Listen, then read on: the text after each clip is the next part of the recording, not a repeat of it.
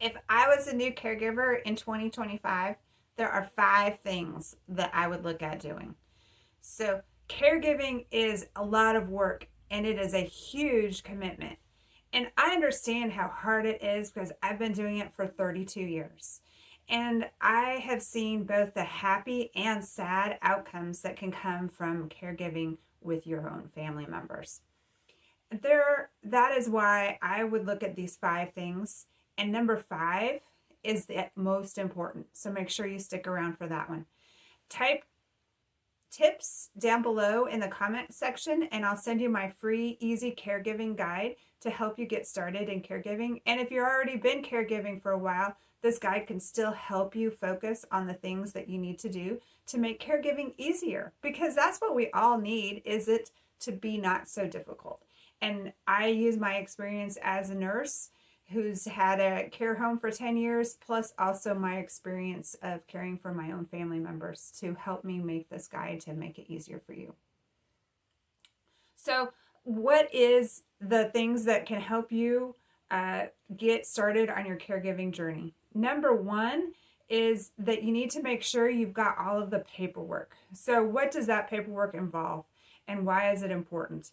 You know, I had a resident that lived with me not too long ago, and the whole time she was with me, I kept saying, you need to get a DNR written, and you need to make sure that your family understands what your wishes are. And throughout that time, she kept saying, oh no, my family, they're so wise. They have medical experience. They'll be able to take care of that when the time comes. And didn't want to deal with the fact that she was 80 plus years old and likely going to die at some point. And so the worst happened, and she got rushed to the hospital with a pneumonia. And all of a sudden, I got a phone call from her son saying, "Did she ever sign that DNR?" And I said, "No, she was hoping that you would just make those right decisions." And that was hard on the family. That was super hard. In fact, it was so hard that after she died, the first thing that the family wanted to do was make sure that they had their paperwork in order, because they had now experienced the trauma of grieving for your loved one and having to try and make decisions in a very stressful situation. So, what is the paperwork that you need? You need to have a power of attorney. You need to have advance directives that direct you to what kind of care would your loved one want if things happen.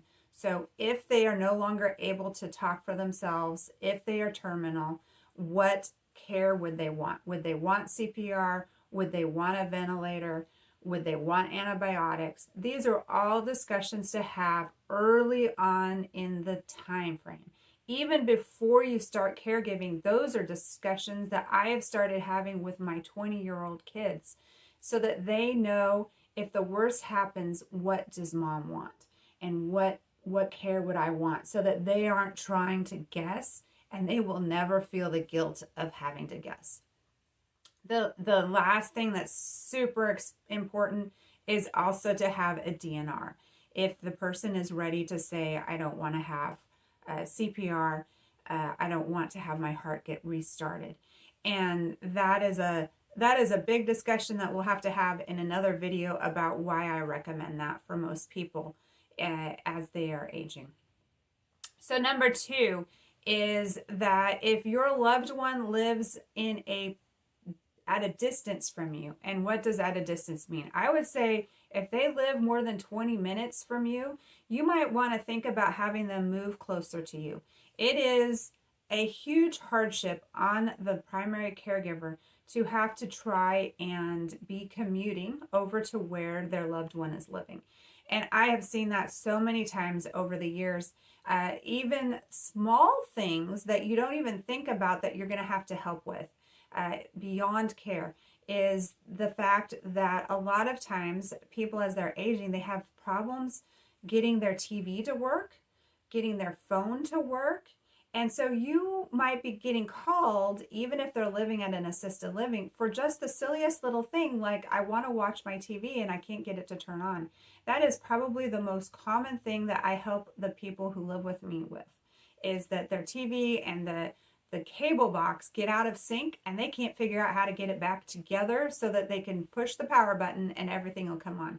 And you hate to have to do an hour commute. When my grandfather was in an assisted living many years ago, that was his biggest phone call was, my TV's not working right. Please come and help. And when my mom was his primary caregiver, even though she wasn't doing the day-to-day care, but she was the one that was checking up on him and making sure that everything was going well, that was a call that she was getting, and she was living 40 minutes away. And so that was a huge time problem for her to have to drop everything, run to town to help him with that. So that's why I say get your loved one and have them move close to you. And the reason that I say that your loved one should be the one that's moving close to you is that you are still going to have a life after they die.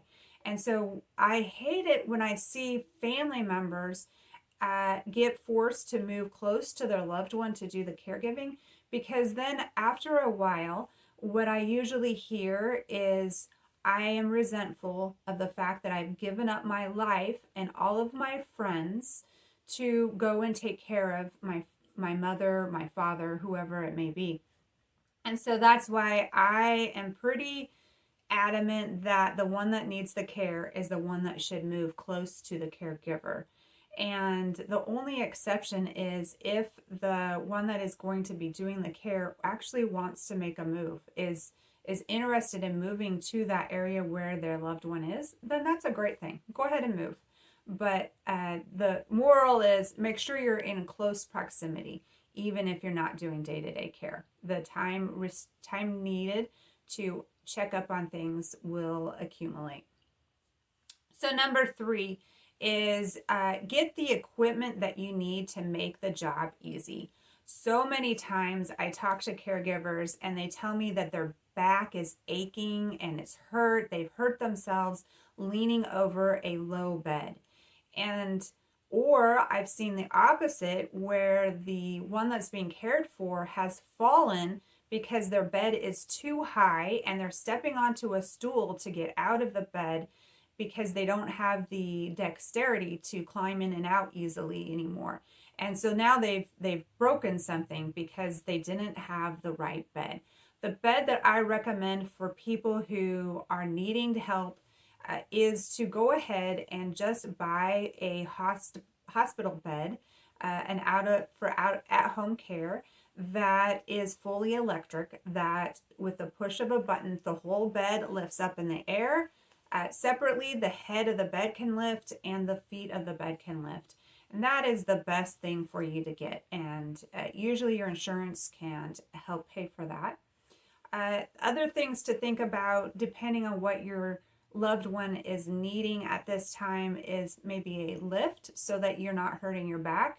I have a lift in my home and I don't lift people. They are using a lift to do it, to get them from a chair to their bed or wherever they're needing to transfer to. And other things to think about are shower chairs. There's a whole list, and we'll have to do a video on that, about all the things that I do in my home. Or even better, get my free caregiving guide by typing tips down below, and you'll see the things that I use most commonly. So number 4 is find the support people for you, the caregiver. You need a friend that is a safe person, that is not a friend of your loved one.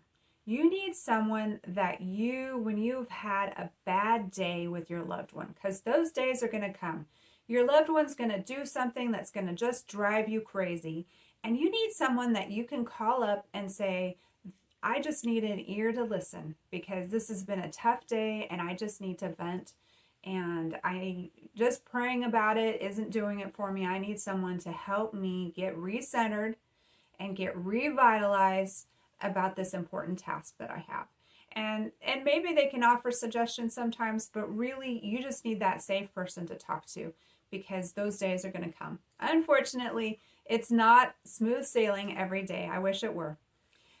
So number 5, the most important point of all is that you need to create healthy boundaries. just because your parent needs help or whoever else it is that you're giving care to, that does not give them the right to abuse you.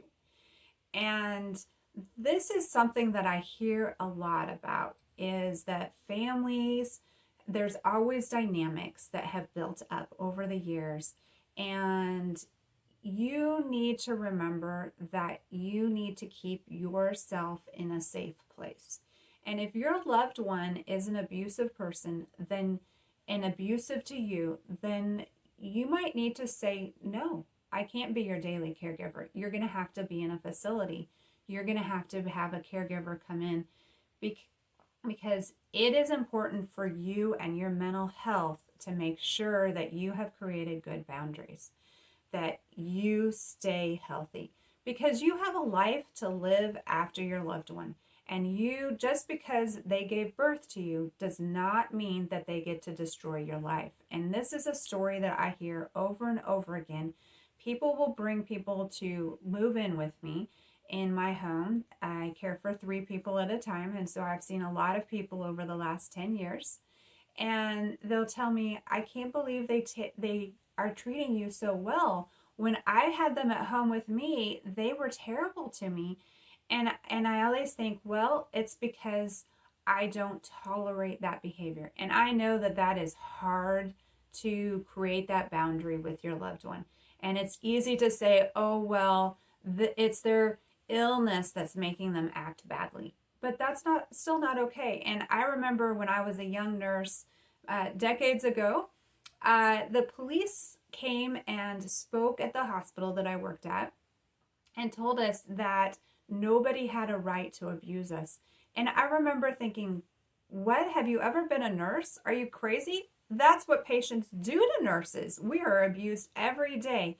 And I had spent my years as a caregiver while I was going through nursing school, and I regularly had patients that were hitting me and punching me.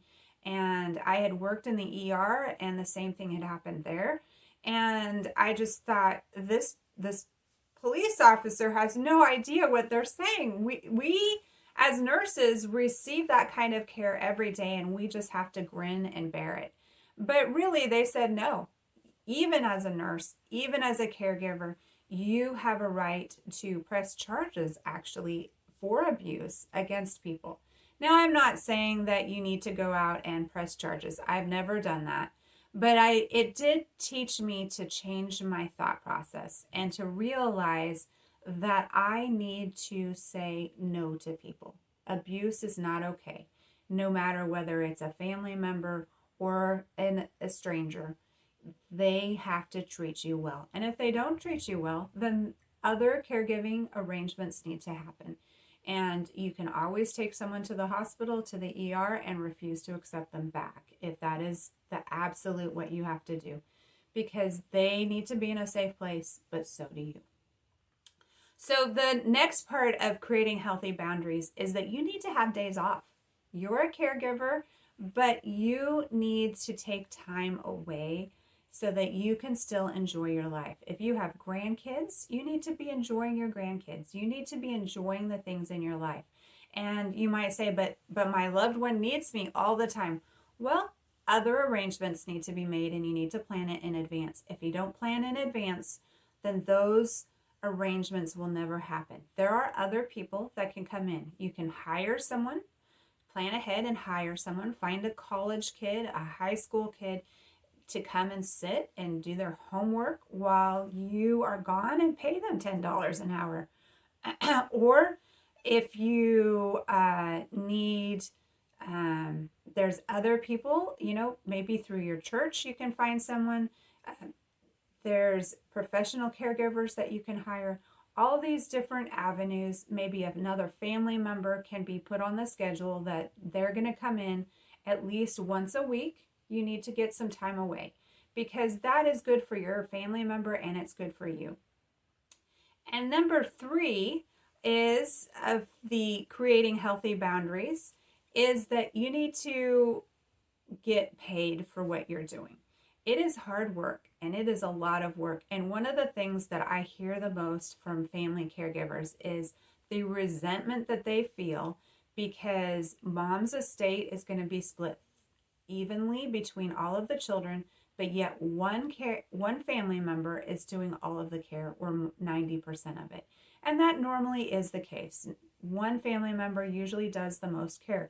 So you need to talk at the very beginning and set up an arrangement such that you will get either paid as the time is going on, or maybe that payment has to come after death, that you will get a bigger portion of their estate. But those are discussions that you need to have at the very beginning.